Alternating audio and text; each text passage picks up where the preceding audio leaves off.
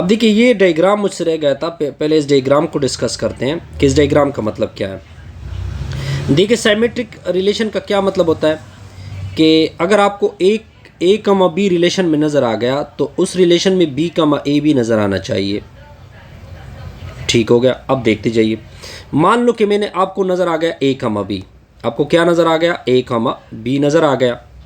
चलो जी, तो इसका मतलब है कि ए रिलेट विद बी, तो साइमेट्रिक के लिए क्या होना चाहिए, बी कमा ए भी नज़र आना चाहिए। तो इस वजह से एरो उसकी तरफ भी जाएगा, तो इस वजह से उसने दो एरो बनाए हैं।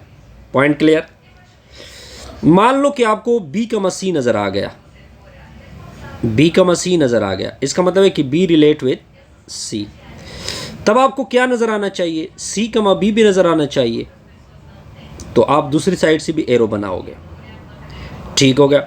मान लो कि आपको ए का मसी नज़र आ गया, तो इसका मतलब है कि ए सी के साथ रिलेट हो चुका है। तब आपको क्या नज़र आना चाहिए, सी विद ए भी नज़र आना चाहिए। तो आप देख सकते हैं सी विद ए भी, आप दूसरी साइड से भी एरो बनाएंगे। इस तरह एरो डायग्राम हम इसे कहते हैं। ठीक हो। अब देखिए ए साइमेट्रिक किसे कहते हैं, इसकी सिंपल डिफिनीशन करते हैं। ए साइमेट्रिक, एक होता है साइमेट्रिक, होता है ए साइमेट्रिक। अब डिफिनीशन करेंगे ए साइमेट्रिक की।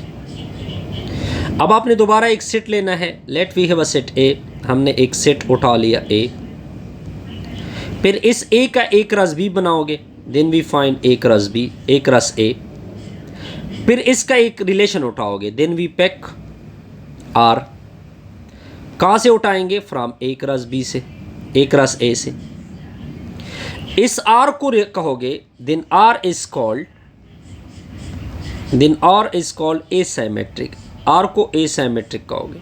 इफ क्या होगा, अगर आपको x कामा वाई नजर आ गया, अगर आपको x कामा वाई नजर आ गया, ठीक हो गया, तो इस रिलेशन में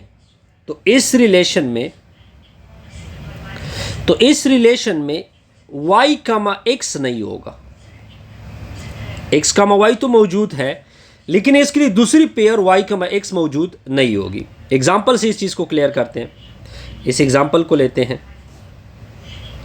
मान लो ये आपका सेट A है, 1 2 3, तो सर पहले क्या बनाएंगे, ए क्रॉस ए बनाएंगे। ए क्रॉस ए को तो सारे बना सकते हैं, 1 कमा 1, 1 कमा 2, 1 कमा 3, 2 कमा 1, 2 कमा 2, 2 कमा 3, फिर इस तरह 3 कमा 1, 3 कमा 2, 3 कमा 2, 3 कमा 3। फिर मैं इसका रिलेशन उठाऊंगा। मान लो उस लोगों ने क्या उठाया, 1 कमा 2 उठा लिया, फिर क्या उठा हुआ है, 2 कमा 3, 2 कमा 3 इधर है। अब ये एसाइमेट्रिक है। अब आप कहोगे कि सर आपने क्यों कहा इसको एसाइमेट्रिक। देखिए 1 कमा 2 आपको नजर आ गया, क्या इसके लिए दूसरा कोई 2 कमा 1 मौजूद है, नो, वो इस रिलेशन का हिस्सा नहीं है। फिर 2 कमा 3 को उठाओ, वो रिलेशन में मौजूद है, इसका रिवर्स नहीं होना चाहिए, 3 कमा 2 नहीं होना चाहिए, वो भी नहीं है। तो इसका मतलब है कि ये क्या है, एसाइमेट्रिक है। सिंपल सी एग्जांपल है। If a relation is asymmetric it can not, अब देखिए ये नोट कर ले, अगर रिलेशन साइमेट्रिक है तो वो रिफ्लेक्सिव नहीं होगा। ठीक हो गया।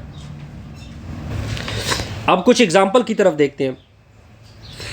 अब देखिए ऊपर मैंने क्या कहा था, ऊपर हमने ये कहा था कि अगर रिफ्लेक्सिव हो, अगर क्या हो, रिफ्लेक्सिव हो, तो वो एम्प्लाइज नहीं होगा, यानी मैंने ऊपर से स्लेश डाला, back slash, not symmetric, not एसाइमेट्रिक।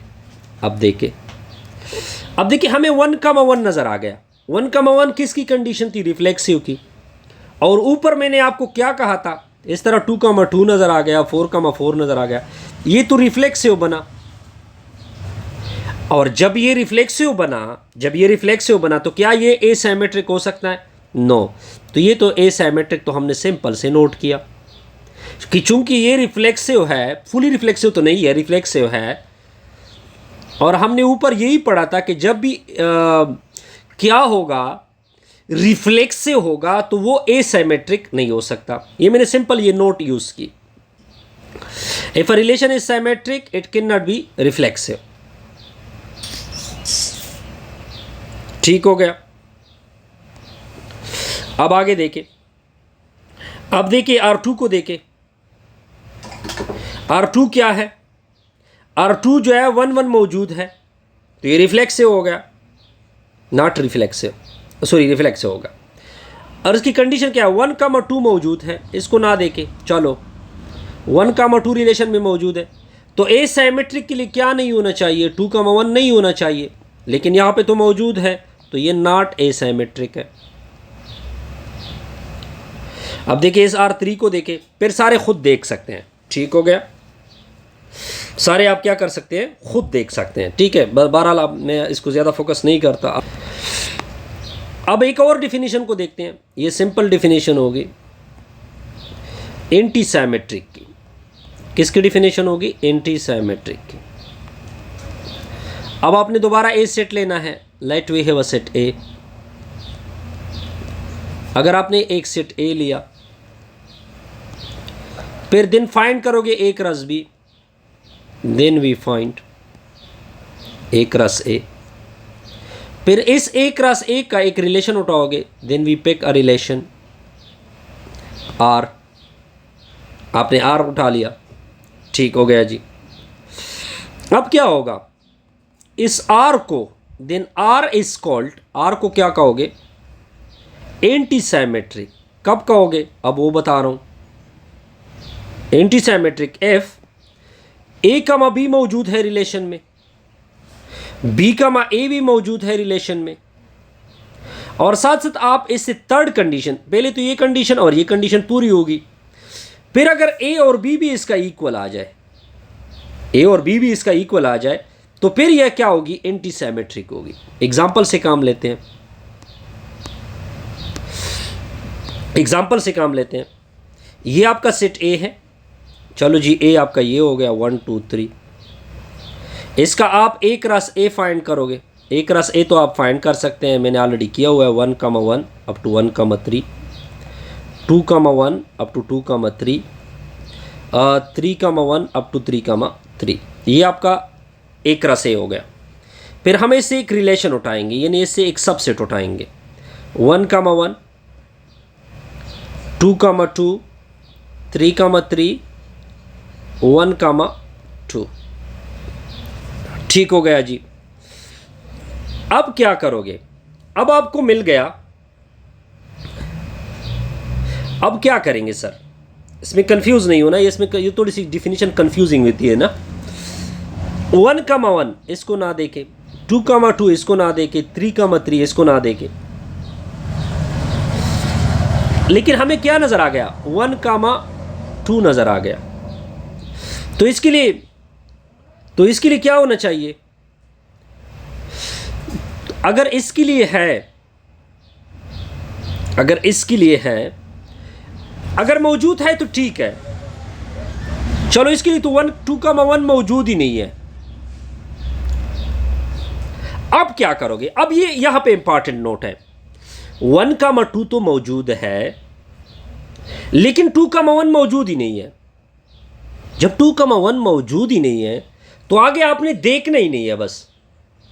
ठीक है, हमने क्या कहा था कि अगर ए कमा बी मौजूद है, अगर ए कमा बी मौजूद है, तो हमने ये नहीं कहा था कि जरूर बी कमा ए भी मौजूद होगा। अगर होगा, अगर होगा ए कमा बी अगर मौजूद है, तो बी कमा बी अगर ए मौजूद हो गया, दोबारा रिपीट कर रहा हूं, अगर ए कमा बी मौजूद हो गया, बी कमा ए भी मौजूद हो गया, तब अगर ये कंडीशन सेटिस्फाइड हो जाए, ए इक्वल टू बी, ये कंडीशन जरूरी है, तब ये एंटीसिमेट्रिक होगा। अब इसमें तो 1, 2 मौजूद है, लेकिन 2, 1 तो मौजूद ही नहीं है, तब ये डायरेक्ट कहोगे ये एंटीसिमेट्रिक है। अब आपके लिए थोड़ा सा शॉकिंग लगेगा कि सर इसमें तो भी कमा ए मौजूद नहीं। यार अगर मौजूद नहीं है तो नहीं है, ठीक हो गया। हमने मौजूद होना लाजमी शर्त है। ठीक हो गया जी। अब कुछ पॉइंट है जी।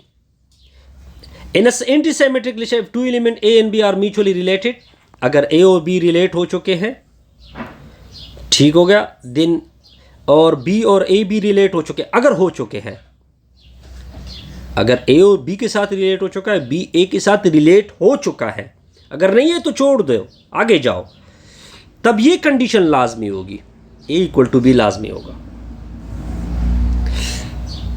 सेकेंड पॉइंट को देखिए, if A is not equal to B then at most one of A and B can be hold.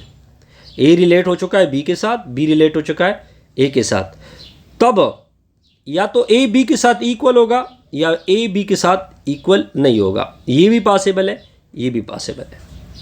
Anti symmetric does not forbid all mutual relation at only. बहरहाल इसको खुद पढ़े, ठीक हो गया। अब देखें,